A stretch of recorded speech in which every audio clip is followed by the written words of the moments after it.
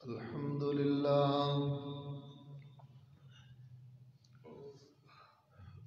لله وكفى وسلام على عباده الذين اصطفى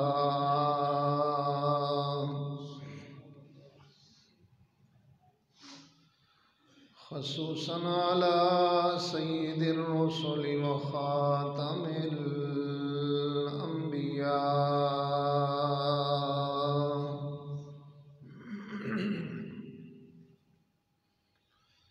وعلى آله وأصحابه الأتقياء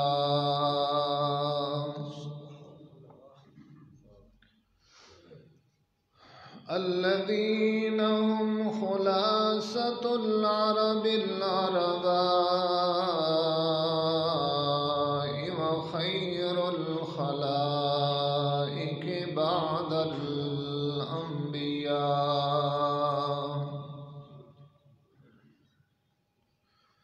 أما بعد فأعوذ بالله من الشيطان الرجيم.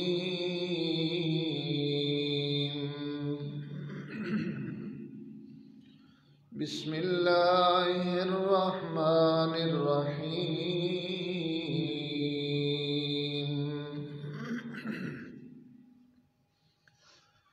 وسيجنبها الأتقى الذي يؤتي ماله يتزكى وما لأحد عنده من نعمة تجزى إلا ابتغاء وجه ربه الأعلى ولسوف يرضى.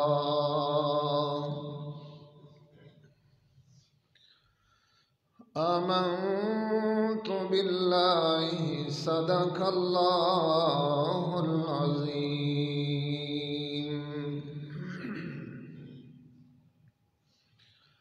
وصدق رسوله النبي الكريم ونحن على ذلك لمن الشاهدين والشاكرين والحمد لله رب العالمين.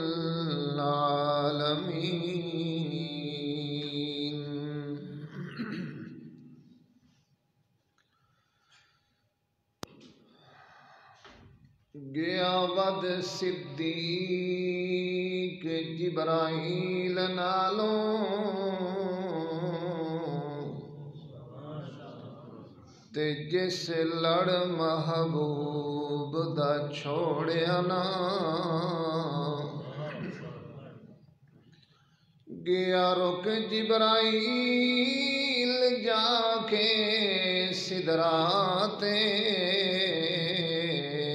اس غار دے وچ دل توڑیا نا. توڑے ظالم ناگ نے ڈنگ مارے صدیق ذرا وی پیر مروڑیا نا. کیتا زہر نے جتنا بے تاب یاروں رخ مدنی دے مکھ والوں موڑیا نا. اللہم صلی علی محمد وعلی آل محمد کما صلیت علی ابراہیم وعلی آل ابراہیم انک حمید مجید. اللهم بارك على محمد وعلى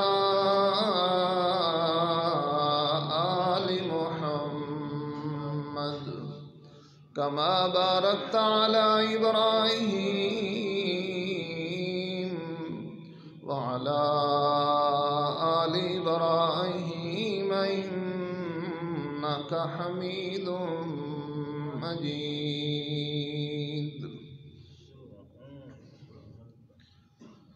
حضرات محترم،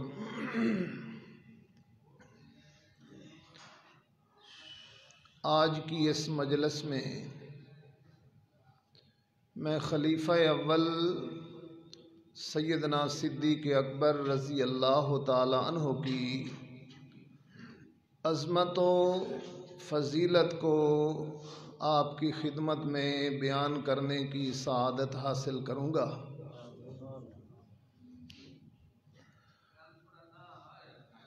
سیدنا ابو بکر صدیق نام ان کا ہے عبداللہ، کنیت ہے ابو بکر اور لقب ہے صدیق و عتیق، اور آپ کے والد محترم کا نام ہے عثمان، کنیت ابو قحافہ، اور آپ کی والدہ محترمہ کا نام سلمہ، اور ان کی کنیت ہے ام الخیر۔ آپ کا قبیلہ قریش کی ایک مشہور شاخ ہے بنو تمیم، جس کے ساتھ سیدنا ابو بکر صدیق رضی اللہ تعالیٰ عنہ کا تعلق ہے، اور 8ویں پشت پہ جا کے ان کا سلسلہ نسب میرے پیارے نبی صلی اللہ علیہ وسلم کے ساتھ جا کے مل جاتا ہے۔ سیدنا ابو بکر صدیق رضی اللہ تعالیٰ عنہ اپنے بچپن کے اندر ہی اللہ کے پیارے نبی صلی اللہ علیہ وسلم کے ساتھ بچپن کی زندگی میں ہی ابو بکر کے دوستانہ تعلقات ہیں، اور بچپن کے اندر ہی نبی پاک صلی اللہ علیہ وسلم جیسی پاکیزہ مقدس شخصیت کے ساتھ ابو بکر کی دوستی کا ہونا ہی یہی ابو بکر کی عظمت کے لیے کافی ہے، کیونکہ بندہ اپنے بیلیاں دے نال پہچانیا جاندہ بھی کس مزاج دا بندہ ہے۔ تو گویا ابو بکر بچپن میں ہی میرے پیارے نبی صلی اللہ علیہ وسلم کے ساتھ دوستانہ تعلقات رکھتے تھے۔ سبحان اللہ، ایک دفعہ سیدنا ابو بکر صدیق رضی اللہ تعالیٰ عنہ نے خواب دیکھا کہ چاند آسمان سے زمین پہ آیا ہے اور پھر ٹکڑوں کے اندر تقسیم ہو گیا ہے، اور پھر چاند کے ٹکڑے مختلف گھروں میں پہنچے ہیں، اور پھر وہ سارے ٹکڑے جمع ہو کے ابو بکر کہتے ہیں میری جھولی میں آ کے گر گئے ہیں۔ سیدنا ابو بکر نے جب یہ خواب دیکھا تو آپ نے اس وقت کے تورات اور عالم کے جو بڑے راہب تھے، بحیرہ جن کا نام تھا، آپ نے ان سے اس خواب کی تعبیر پوچھی، تو بحیرہ راہب نے ابو بکر کو خواب کی تعبیر بیان کی کہ اس خواب کی تعبیر یہ ہے کہ نبی آخر الزمان کی تو تابعداری کرے گا، اور تجھے آخری پیغمبر صلی اللہ علیہ وسلم کی رفاقت اور خصوصی سعادت نصیب ہوگی۔ ابو بکر صدیق یمن کے علاقے کے اندر تجارت کی غرض سے تشریف لے گئے۔ وہاں ایک سماوی عالم ہیں، انہوں نے جب ابو بکر صدیق رضی اللہ تعالیٰ عنہ کو دیکھا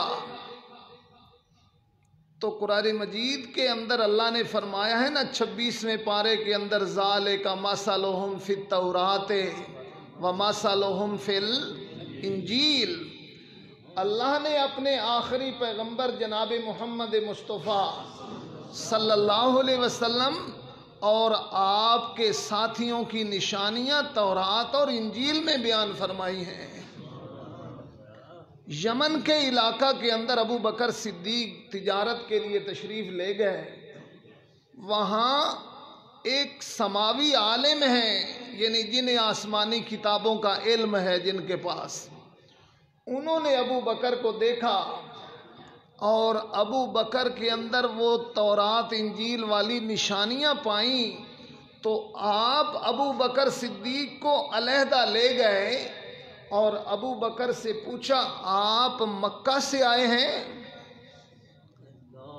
آپ مکہ کے باشندہ ہیں؟ آپ نے فرمایا، ہاں میں مکہ کا باشندہ ہوں۔ اچھا، تمہارا تعلق قریش سے ہے، یعنی تمہارا خاندان قریشی ہے؟ ابو بکر صدیق نے فرمایا، ہاں میں قریشی ہوں۔ تو اس راہب نے، اس عالم نے تیسری نشانی ابو بکر سے پوچھی کہ تمہارا تعلق قبیلہ بنو تمیم سے ہے؟ آپ نے فرمایا، ہاں میں بنو تمیم سے تعلق رکھتا ہوں۔ جب 3 نشانیاں ابو بکر پہ پوری ہو گئیں تو اس عالم نے وہ اشک کر اٹھا، خوش ہوا، راضی ہوا کہ واقعہ ہی جو میں نے نشانیاں جس ہستی شخصیت کی پڑھی تھیں وہ یہی شخصیت ہے۔ اس نے کہا، مہربانی کرو میری چوتھی نشانی کو بھی پورا کر دو، میری چوتھی نشانی کو بھی پورا کر دو، ذرا اپنے پیٹ سے کرتا تو اٹھاؤ، وہ چوتھی نشانی بھی میں دیکھنا چاہتا ہوں۔ ابو بکر نے جب اپنے پیٹ سے کرتا اٹھایا، قمیض مبارک کو اٹھایا، تو آپ کی ناف مبارک کے اوپر تل کا نشان تھا۔ تو اس راہب نے کہا، اس عالم نے کہا کہ تیرے اوپر تو وہ ناف کے اوپر تل کے نشان والی نشانی بھی پوری ہو گئی ہے، میں تجھے بشارت دیتا ہوں کہ تو نبی آخر الزمان پر ایمان لانے والا پہلا بندہ ہوگا۔ نبی آخر الزمان پہ ایمان لانے والا تو پہلا بندہ ہوگا، اور اس پیغمبر کی تجھے خصوصی اللہ رفاقت نصیب کریں گے، تو اس آخری نبی زمان کا خصوصی معاون و رفیق بنے گا، اور اس کی وفات شریفہ کے بعد اللہ تجھے اس کا خلیفہ اور جانشین بنائے گا۔ سبحان اللہ، اس پیغمبر کی وفات شریفہ کے بعد اللہ تجھے اس نبی کا جانشین بنائے گا۔ اللہ اس آخری پیغمبر کی وفات کے بعد، سبحان اللہ سبحان اللہ، سیدنا ابو بکر صدیق رضی اللہ تعالیٰ عنہ بچپن کے زمانے سے ہی اللہ نے ابو بکر کو تقوی اور پرہیزگاری، پھر دیانت و امانت جیسی طبیعت و مزاج اللہ نے بنایا بچپن کے اندر، اور پھر سخاوت، بہادری کہ آپ حامل تھے، اللہ نے آپ کو اتنی پاکیزہ پارسائی والی طبیعت عطا فرمائی ہے۔ ابو بکر صدیق رضی اللہ تعالیٰ عنہ کو اللہ نے ایسی پارسائی والی طبیعت، نیکی اور پاکیزگی والی طبیعت اللہ نے عطا فرمائی کہ زمانہ جاہلیت کے اندر بھی آپ نے کبھی شراب نوشی بھی نہیں کی، اور کبھی غیر اخلاقی باتوں کے آپ قریب تک بھی نہیں گئے۔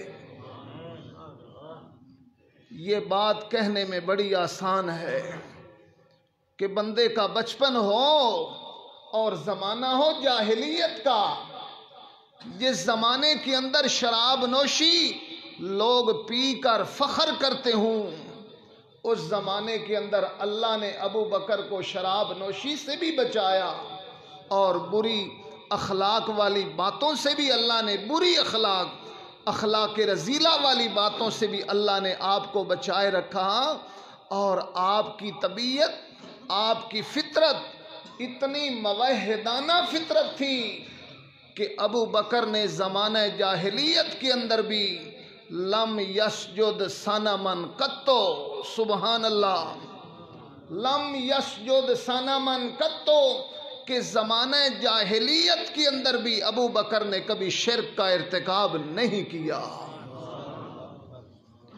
زمانہ جاہلیت کے اندر بھی ابو بکر صدیق نے لم یسجد صنمن، کسی بت کے سامنے ابو بکر نے سجدہ نہیں کیا۔ سبحان اللہ۔ جب یمن کے اس راہب نے ابو بکر صدیق کو وہ بشارت سنائی کہ اس نبی آخر الزمان پہ ایمان لانے والا تو پہلا بندہ ہوگا، تو ذہنی طور پر ابو بکر اسلام کے لیے تیار ہو گئے، ذہنی طور پر ابو بکر اسلام کے لیے تیار ہو گئے۔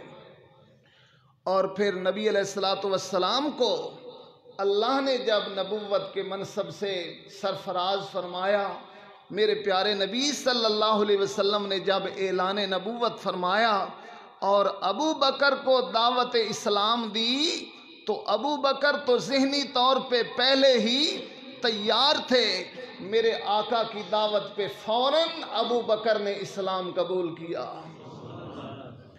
نبی پاک صلی اللہ علیہ وسلم نے فرمایا، خود میرے آقا کا فرمان ہے، میرے پیارے نبی صلی اللہ علیہ وسلم فرماتے ہیں کہ میں نے جس کسی کو بھی اسلام کی دعوت دی، میں نے جس کسی کو بھی اسلام کی دعوت دی، ابتدائی طور پر ہر ایک نے میری ابتدائی دعوت پہ ابتدائی طور پر میرے ساتھ بحث مباحثہ کیا،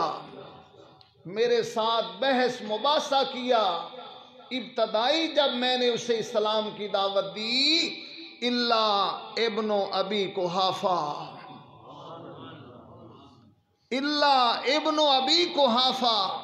سوائے ابن قحافہ کے بیٹے کے، قابلہ، جب میں نے اسے اسلام کی دعوت دی، قابلہ، اس نے میری دعوت کو قبول کیا، واہ کام علیہ، اور پھر ساری زندگی اسلام کی دعوت کے اوپر مستقیم رہا۔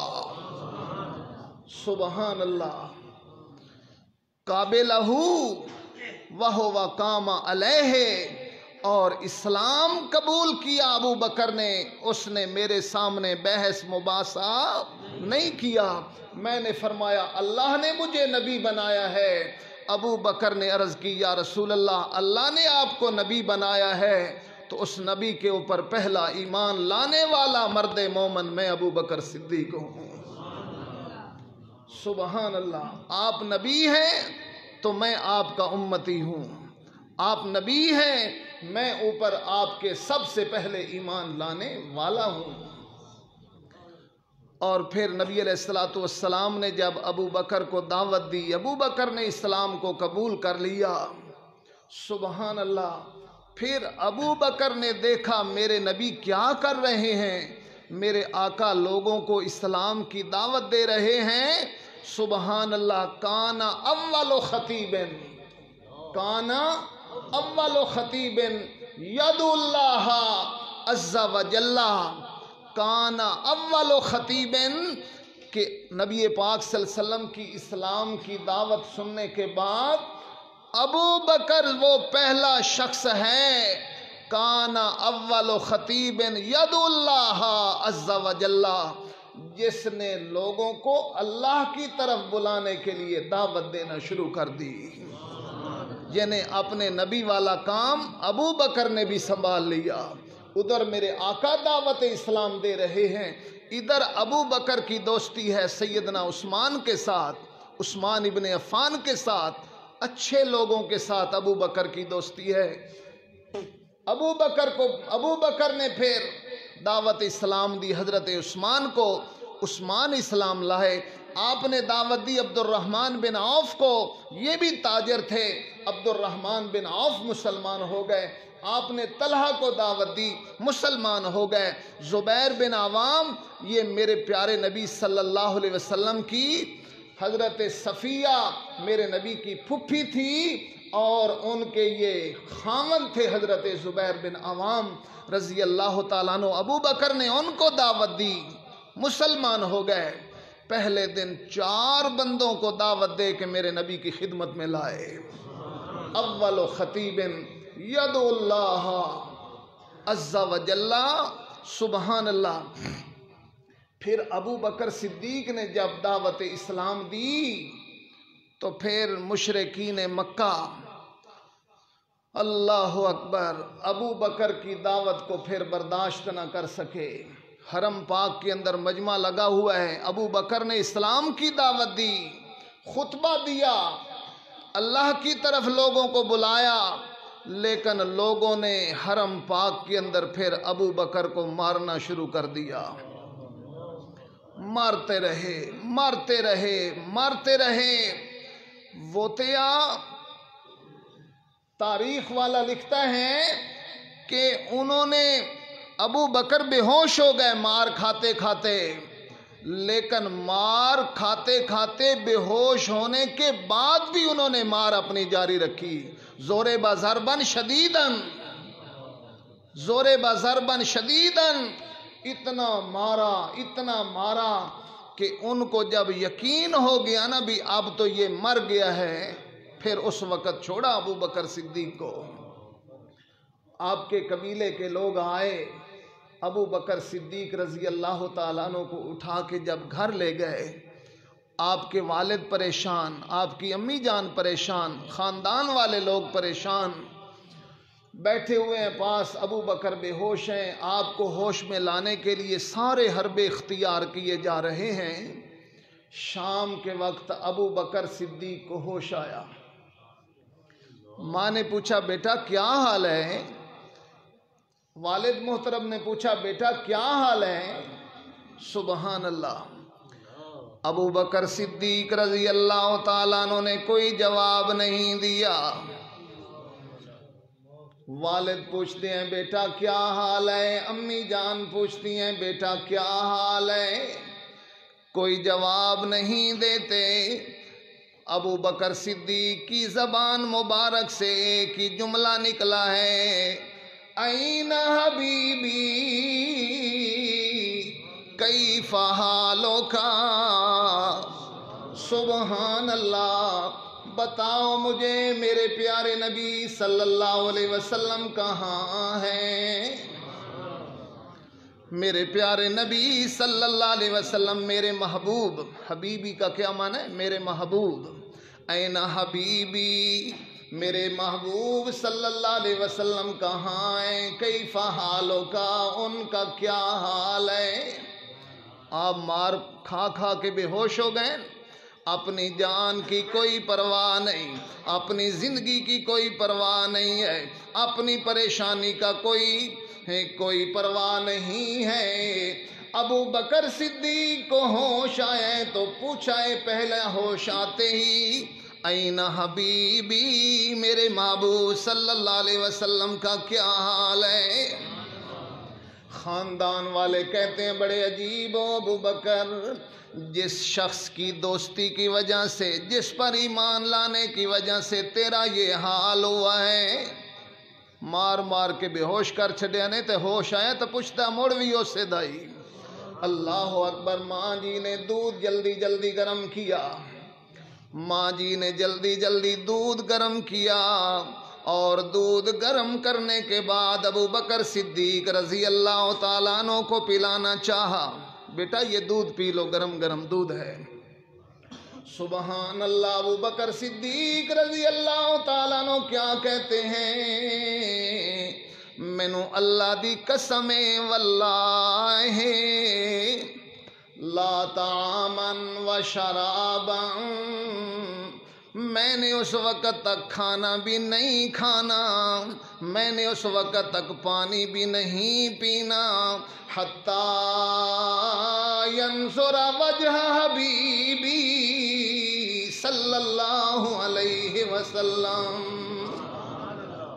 اللہ اکبر، مجھے اللہ کی قسم ہے، میں نے اتنے تک کھانا بھی نہیں کھانا، پانی بھی نہیں پینا، حتی ینظر وجہ حبیبی، یہاں تک کہ اپنے محبوب محمد صلی اللہ علیہ وسلم کی زیارت نہ کر لوں۔ اچھا، سبحان اللہ۔ ماں ام جمیل رضی اللہ تعالی عنہا ابھی تک اسلام قبول نہیں کیا۔ سبحان اللہ، اپنے بیٹے ابو بکر کو حضرت ارقم کے گھر میں رات کو لے کے آئی ہیں۔ رات کی اندھیری کے وقت کافی رات کا حصہ بیت گیا ہے، اللہ کے نبی صلی اللہ علیہ وسلم دار ارقم میں تشریف فرمائے، نبی علیہ السلام کی خدمت میں اماں جان لے کے آئی ہیں۔ میرے پیارے نبی صلی اللہ علیہ وسلم نے اپنے عاشق کو دیکھا، سبحان اللہ، اپنے عاشق کو دیکھا، سبحان اللہ۔ میرے پیارے نبی صلی اللہ علیہ وسلم کھڑے ہو گئے، ابو بکر کے استقبال کے لیے کھڑے ہو گئے، اور میرے پیارے نبی صلی اللہ علیہ وسلم نے ابو بکر کو اپنے سینے کے ساتھ لگایا، اور اپنے پیارے ہونٹوں کو نبی صلی اللہ علیہ وسلم نے ابو بکر کی پیشانی پہ رکھ دیا۔ سبحان اللہ، میرے پیارے نبی صلی اللہ علیہ وسلم نے بوسہ لیا ابو بکر کا، اور نبی علیہ السلام نے سناؤ ابو بکر کیا حال ہے، کیا حال ہے ابو بکر؟ یا رسول اللہ صلی اللہ علیہ وسلم، آپ کی زیارت کرنے کے بعد یا رسول اللہ صلی اللہ علیہ وسلم ساری تکلیفیں دور ہو گئی ہیں۔ سبحان اللہ، سبحان اللہ۔ یا رسول اللہ، میں نے جب آپ کے چہرے انور کی زیارت کی ہے، ابو بکر کو سارے دکھ ہی بھول گئے ہیں۔ یہ محبت ہے، سبحان اللہ۔ ابو بکر نے اپنی جان بھی اللہ کے راستے پہ قربان کی ہے، اپنا مال بھی اللہ کے راستے پہ قربان کیا ہے، سبحان اللہ۔ ایک دن آپ گزر رہے ہیں، حضرت بلال رضی اللہ تعالیٰ عنہ امیہ بن خلف کے غلام ہیں۔ امیہ اپنے غلاموں کو کہتے ہیں مارو بلال کو، مارو مارو اور مارو بلال کو۔ سارے غلام نوکر چاکر مل کے حضرت بلال کو پیٹ رہے ہیں۔ ادھر سے سیدنا ابو بکر صدیق رضی اللہ تعالیٰ عنہ کا گزر ہوا، آپ نے فرمایا امیہ تجھے اس شخص پہ ترس نہیں آتا؟ رحم کرو، اس کے اوپر رحم کرو۔ امیہ آگے سے کہتا ہے ابو بکر ایڈا ہی ترس آمدہ پہ ہی تے خرید لے، ایڈا ترس آمدہ پہ ہی تے خرید لے۔ ابو بکر صدیق نے فرمایا بولو کیا قیمت لوگے، بولو۔ امیہ کہتا ہے تمہارے پاس ایک سفید رنگ کا غلام ہے، ابو بکر تمہارے پاس ایک سفید رنگ کا غلام ہے، وہ بڑا ذکی ہے، بڑا ذہین ہے، اور اس کے پاس 2000 درہم اس کے پاس رقم بھی ہے۔ اگر تم مجھے اس کالے غلام کے بدلے میں وہ اپنا سفید غلام دے دو، اور جو اس کے پاس 2000 درہم اس کے پاس رقم ہے وہ بھی تم مجھے دے دو، تو میں بخوشی اس کالے غلام کو تجھے دے دیتا ہوں۔ ابو بکر صدیق نے فرمایا سودا منظور ہے، منظور ہے مجھے یہ سودا۔ اچھا، جب سودا طے ہو گیا تو امیہ کہتا ہے ہاں میں 40 اوقیہ چاندی بھی ساتھ لوں گا، تقریباً 1 کلو چاندی بنتی ہے، 3.5 ماہ سے 1 اوقیہ ہے۔ तकरीबन 1 किलो चांदी भी लूँगा। आपने फरमाया कबूल है, मंजूर है। सैयदना अबू बकर सिद्दीक ने 40 ओकिया चांदी भी दी, वो 2000 दिरहम भी साथ दिए और अपना सफ़ेद ग़ुलाम भी उसके हवाले किया। सैयदना बिलाल हबशी रज़ी अल्लाह ताला अन्हु को साथ लिया। सुबहान अल्लाह। जब जाने लगे ना तो उमैया कहता है ये ताजर बड़ा तजर्बाकार तो था, ये ताजर बड़ा ज़हीन था, लेकिन आज घाटे का सौदा करके जा रहा है। आज घाटे का सौदा करके जा रहा है।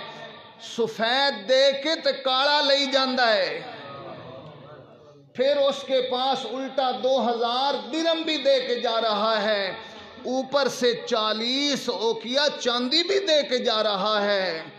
अबू बकर सिद्दीक ने सुना ना उमैया कह रहा है ये तजर्बाकार ताजिर आज घाटे का सौदा करके जा रहा है। अबू बकर ने फरमाया उमैया इस गुलाम की कीमत तुम क्या जानो, इस गुलाम की कीमत तुम क्या जानो। इस गुलाम के कदमों के ऊपर मैं यमन की बादशाहत को भी कुर्बान कर दूं। जानते हो ये कौन है?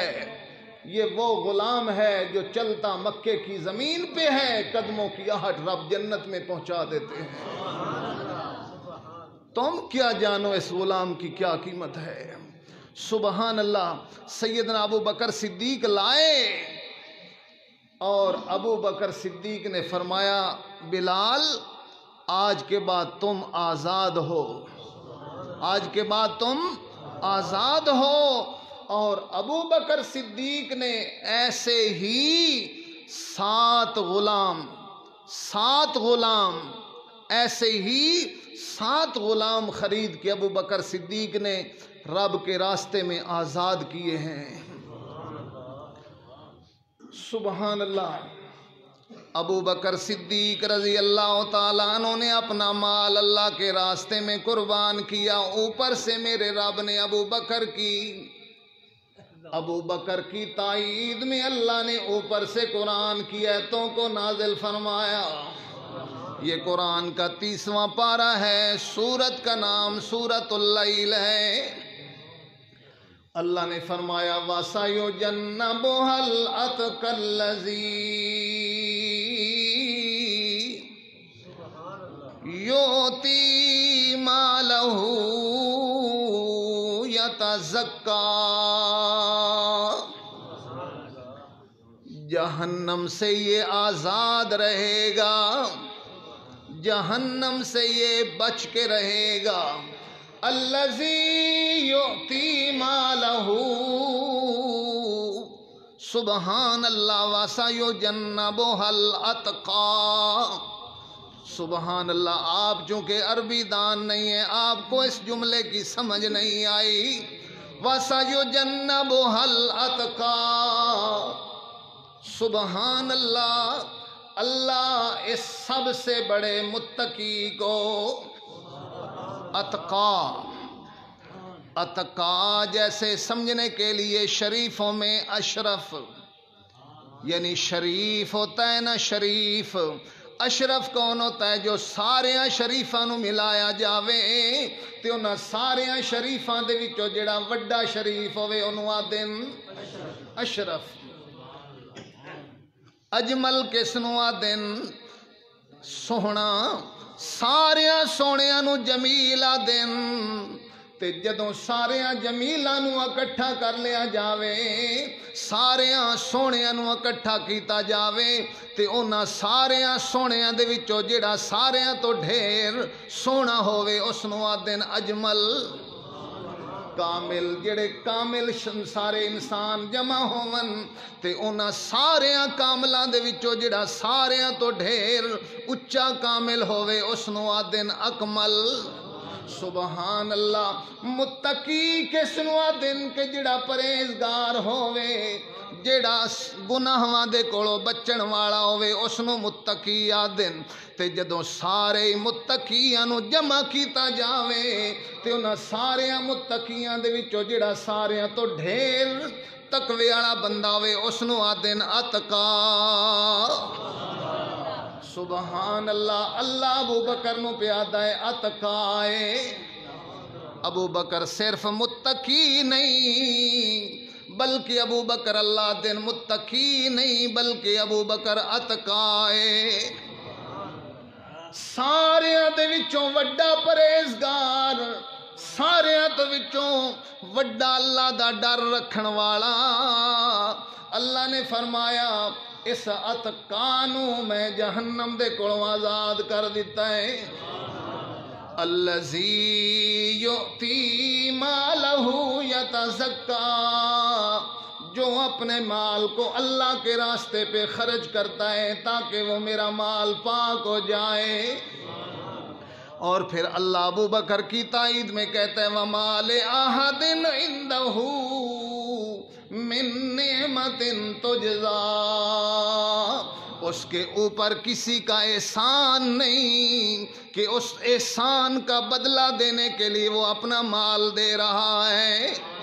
احسان بھی ادھتے کسی دا نہیں کہ اس احسان کا بدلہ دینے کے لیے مال دے رہا ہے.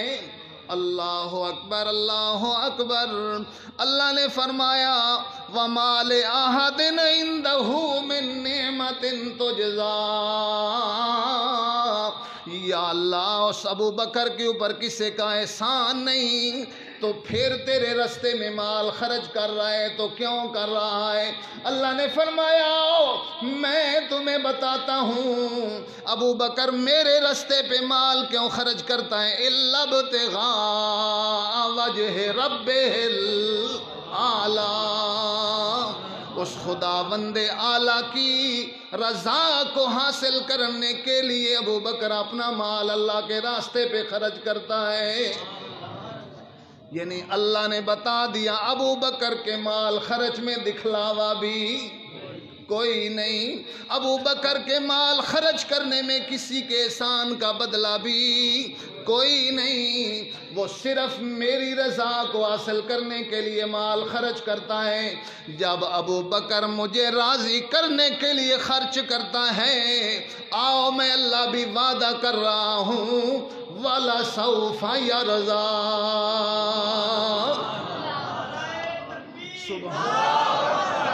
سبحان اللہ. وَلَسَوْفَ يَرْضَىٰ. ابو بکر میری رضا کے لیے مال خرچ کرتا ہے تو میں ابو بکر کو راضی کر دوں گا. آپ اس سے اگلی سورت کو پڑھیں وَالضُّحَىٰ. اللہ نے میرے نبی صلی اللہ علیہ وسلم سے وعدہ کیا وَلَسَوْفَ يُعْتِيكَ رَبُّكَ فَتَرْضَىٰ.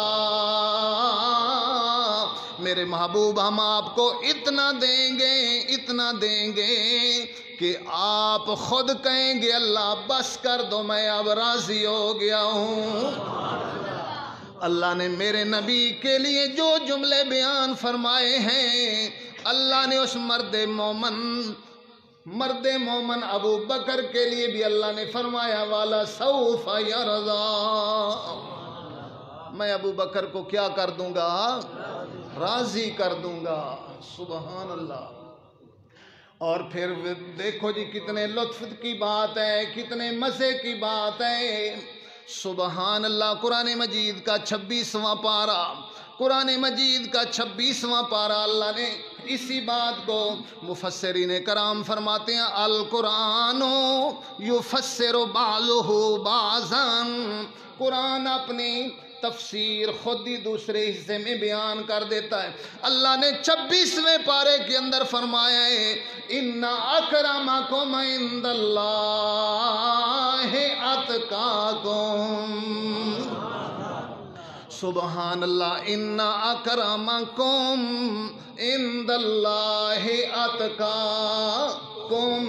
اللہ نے فرمایا تھوڑے وچوں اللہ دے نزدیک ڈھیر عزت والا کون ہے؟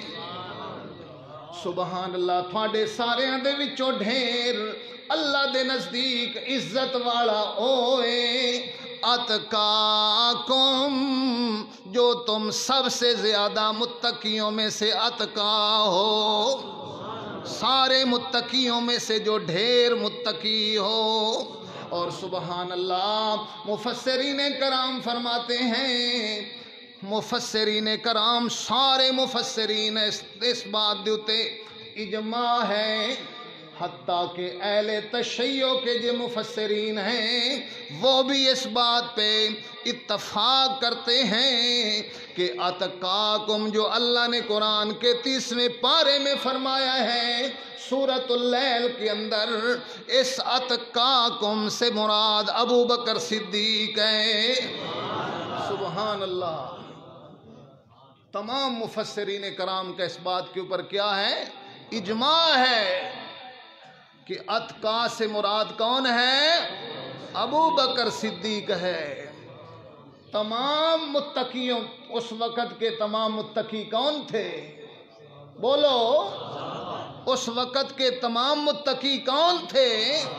صحابہ تھے۔ تو گویا تمام صحابہ میں سے سب سے بڑا متقی کون ہے؟ ابو بکر صدیق ہے۔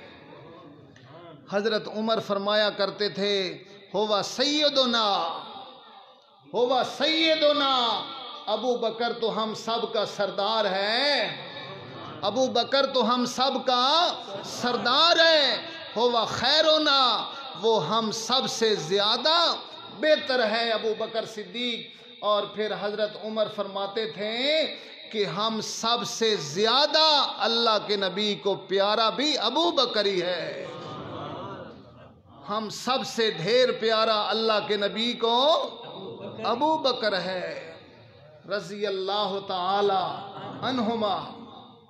سبحان اللہ، میرے پیارے نبی صلی اللہ علیہ وسلم معراج کے سفر کے لیے تشریف لے گئے، معراج کے سفر پہ میرے آقا تشریف لے گئے، تو یہ 2 راتیں میرے نبی صلی اللہ علیہ وسلم کی زندگی میں آئیں۔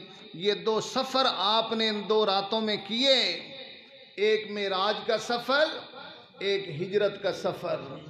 معراج کا رب نے جو ساتھی بنایا نا وہ سید الملائکہ ہے، معراج کا رب نے جو ساتھی بنایا وہ سید الملائکہ ہے، سارے فرشتوں کا سردار ہے۔ اور ہجرت کی رات کا رب نے جو ساتھی بنایا ہے وہ سید الامت ہے، وہ ساری امت کا سردار ہے۔ نبی پاک صلی اللہ علیہ وسلم کے پاس ہاں وہ سید الملائکہ، وہ بھی میرے نبی کو ساتھ لے کے گیا لیکن سدرہ پہ جا کے چھوڑ گیا۔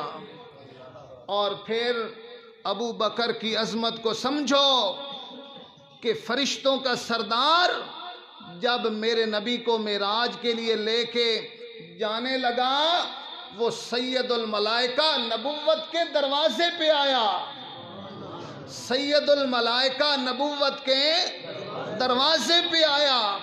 اور میرے نبی جب ہجرت کے لیے جانے لگے تو آج نبوت صداقت کے دروازے پہ آئی۔ سبحان اللہ، یہ سید الامت ہے۔ نبی پاک صلی اللہ علیہ وسلم کو جبریل آئے، یا رسول اللہ آپ راہ خدا میں ہجرت فرمائیں۔ تو نبی پاک صلی اللہ علیہ وسلم نے جبریل سے پوچھا، جبریل میرا ہجرت کا رفیق کون ہوگا؟ تو جبریل کہتا ہے یا رسول اللہ آپ کی ہجرت کا رفیق ابو بکر ہوگا۔ تو لہٰذا نکلیں آپ اپنے گھر سے، آپ نے اپنی امانتیں جو لوگوں کی آپ کے پاس امانتیں تھیں میرے پیارے نبی نے حضرت علی کے سپرد فرمائیں، اپنی امانتیں علی کے سپرد کر دیں، رب نے نبی کی امانتیں علی کے سپرد کیں اور میرے رب نے اپنی امانت ابو بکر کے سپرد کر دی۔ سبحان اللہ، جاتے ہوئے میرے نبی نے صلی اللہ علیہ وسلم، جاتے ہوئے میرے پیارے نبی صلی اللہ علیہ وسلم نے علی کو اپنے بستر پہ سلایا۔ سبحان اللہ، علی کو اپنے بستر پہ سلایا اور خود رحمت کائنات ابو بکر کی گود میں جا کے سر رکھ کے سو گئے۔ سبحان اللہ، خود کہاں جا کے سوئے؟ ابو بکر کی گود میں میرے نبی نے سر مبارک رکھا۔ یہ صدیق کا گھرانہ بھی بڑا خوش نصیب ہے۔ سبحان اللہ، میرے نبی کا سر ابو بکر کی گود میں آیا۔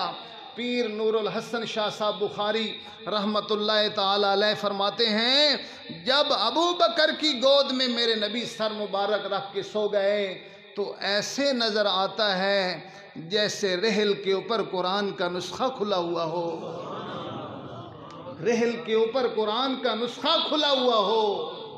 سبحان اللہ، میرے آقا، یہ صدیق کا گھرانہ بڑا خوش نصیب گھرانہ ہے۔ غار کے اندر ابو بکر کی گود میں میرے آقا سر رکھ کے سوئے، اور میرے نبی کی زندگی کے آخری لمحات سیدہ عائشہ صدیقہ کی جھولی کے اندر میرے آقا کا سر ہے۔ سبحان اللہ، سبحان اللہ، سبحان اللہ۔